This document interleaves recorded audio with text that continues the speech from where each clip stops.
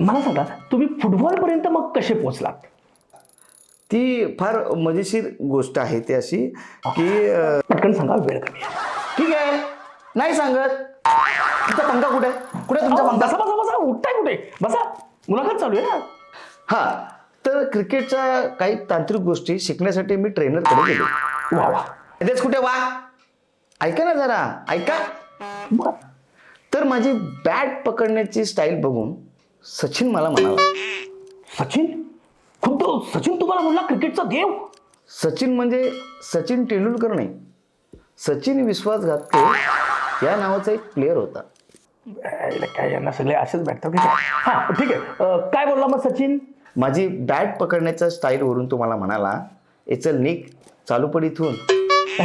असं नसेल बोलला. चल चालू बरं इथून असं बोलला असेल. तुम्हाला म्हणाला, अरे बाळा तू क्रिकेटसाठी म्हणला नाहीस, तू फुटबॉलमध्ये करिअर कर. नुसती बॅट पकडण्याची स्टाईल बघून त्यांना कसं कळलं असेल हो की तुम्ही फुटबॉलपटू होणार म्हणून? भलत्या चौकशा करत मी बसलो नाही, सरळ त्याचा सल्ला ऐकला.